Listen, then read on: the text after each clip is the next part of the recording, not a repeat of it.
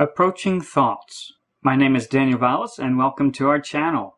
Hebrews 10:24. And let us consider one another to provoke unto love and to good works, not forsaking the assembling of ourselves together, as the manner of some is, but exhorting one another, and so much the more as ye see the day approaching.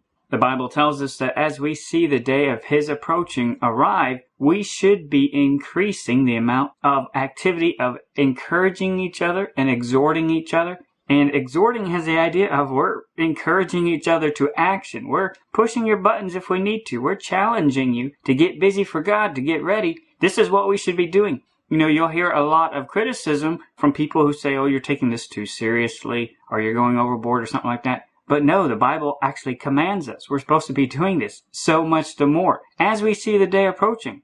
And this is an incredible verse because it tells us that we will see the day approaching. We will not know the exact day or the exact hour, but we will have a very good idea of the time frame, and not too large of a time frame either. The Bible tells us we will see the day approaching if we are watching. If we're not watching, then His coming will come as a thief and will be robbed because we will not be ready. But Christ commands His disciples so many times, watch, watch, watch, take heed, watch. He wants us to be watching. And then He also tells us through Scripture that we will see the day approaching, and when we do see it, we need to kick it into high gear and get busy and get ready for God and encourage each other, but also exhort each other. They go together. We're going to have to help hold each other up. We're going to have to bear each other's burdens. We're going to have to pray for each other. We're going to have to encourage them and provoke them unto love and to good works. Do things that will count for eternity. Show the love of Christ in our life at this time.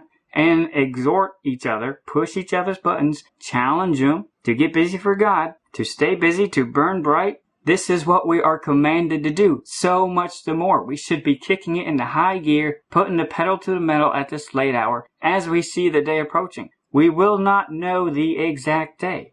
All we will see is that it is approaching.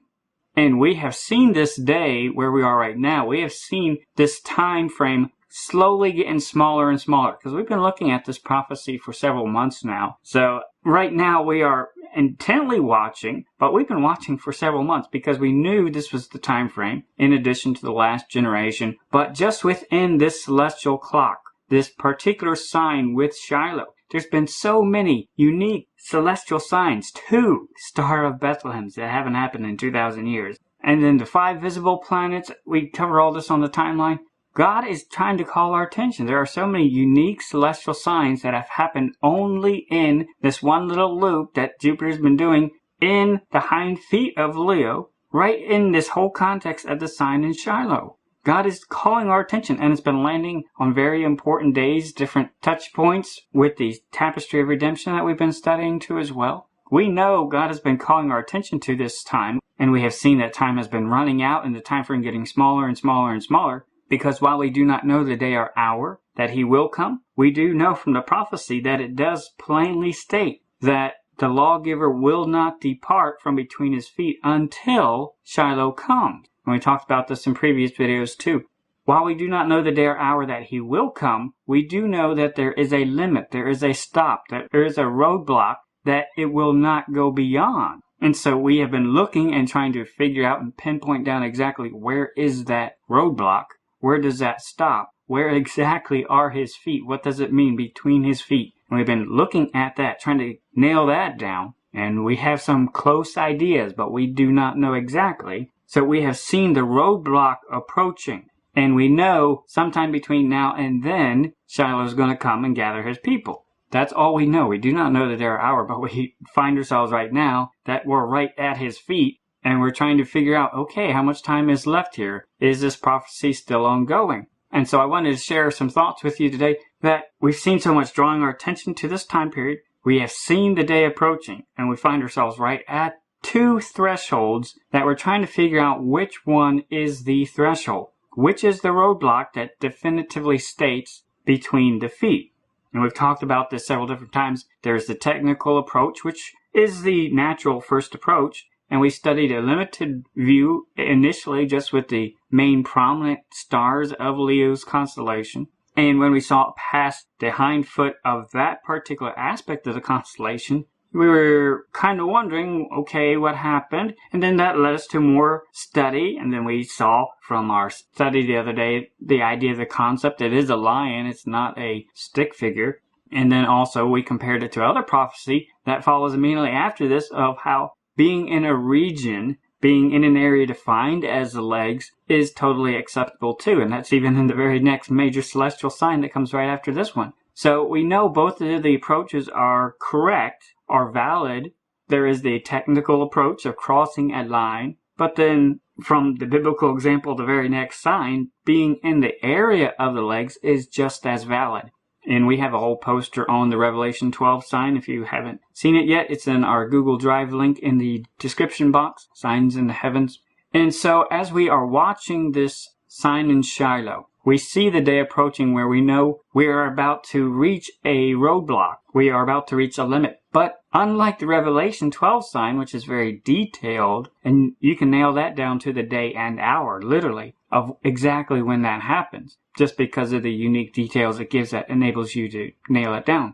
But the sign in Shiloh is broad and doesn't give that many celestial details of, is it talking about a technical boundary, or is it talking the conceptual area of the legs? We don't know. We do know there are two thresholds. And we've talked about just by visual appearance, because of the main prominent stars right now that you could see, it appears to be right on the hind legs right now, between the back two hind legs. And you can see the secondary stars a little bit in this picture that extend the leg down a little bit. So just by visual comparison, not holding up a ruler or anything, you can tell just by looking at it right now, okay, yeah, it's still in the legs area. You know, the legs of the lion, the hind legs, especially the part that has to do with the prophecy, the thighs of the lion. And just with a normal camera that has optical zoom, we can zoom in and look and say, yeah, it's right in the region. If we held up a ruler and drew lines between them, it's technically right there at the legs too as well. So we have to keep in mind there's two thresholds, and we don't know which one is the threshold. There's a technical threshold of crossing a very specific line, and then there's also the second threshold of visual, of saying, yes, it's still in the legs. Just, you know, you can tell it's right there in the leg area. And earlier on the 16th, we looked at, that's where it was on the 16th, right approaching. And that was a neat thing about the study too. We saw, okay, yeah, technically you could say it's still currently right now in between all four legs because it hasn't crossed the technical threshold, but it's still right at the visual threshold of being right at the legs still. And it's not going to cross the technical threshold for still a number of hours, about half a day from this video being posted. It's getting close, but again, visually standing out in the field, just with your naked eye, you're not going to be able to say, oh, yep, I can see it cross a line now. No, you'll be able to tell it's right still in the legs.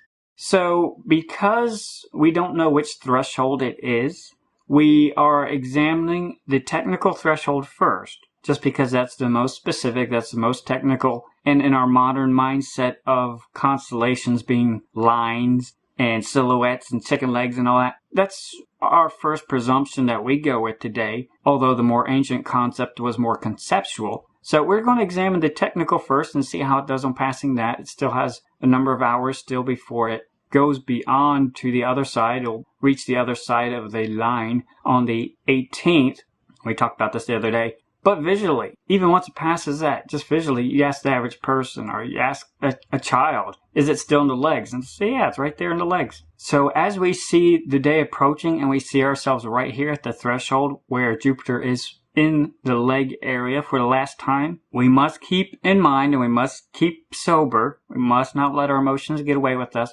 If it passes the technical threshold of the line, don't give up, don't lose hope. The ancient understanding of it being in the leg area and the visual understanding and the visual threshold is still completely valid. And so we just need to keep that in mind as we watch. We need to be sober while we watch. Not let our emotions get away from us. Keep in mind everything we have studied. Look at our material, review it, and then go outside and look at it too. That really helps us saying, yeah, it's still in the leg. You know, the average person would say, yes, it's still in the leg. So we don't know exactly which threshold it will be. But we find ourselves that we have seen the day approaching for quite a while, and now we are coming very close to a roadblock. And if you look on the page 4, we had talked about this before, of it's only going to be there a few more days. And really there's only about a week from now where it's still going to be considered visually right in the legs. And we talked about that in our last 2 videos and walked you right through the stellarium views. So if nothing happens when it passes this technical border, then we're still in prime territory. We're still in prime valid prophetic territory. So don't worry, keep that in mind. Keep this printed out, post it on your refrigerator, remind yourself about it. Because it's still in the legs, it's still going to be visually in the legs for several more days. And so we're going to continue watching soberly, keeping in mind what God has already shown us in the past, reviewing all that. God has brought us here. He has shown us that this day was approaching quite a while ago. And now we are here. So we are going to trust that He has led us here. And we are going to make sure we are ready. And then we are going to strive to stay close to Him so that we are meeting Him halfway when He does come. We are ready and waiting and raring to go. So if you have not yet, definitely download the Sign of Shiloh sheet. And most importantly, the Be Ye Ready. Because not only did He command us to watch, but He directly tied it to the command He gave His disciples, Be ye ready. And He tied it directly to, you will not know the day or the hour. So you better be ready when you see the day approaching. And so while we wait, we have a busy wait. We will watch. We will continue making ourselves ready, but then we will follow what we are told to do.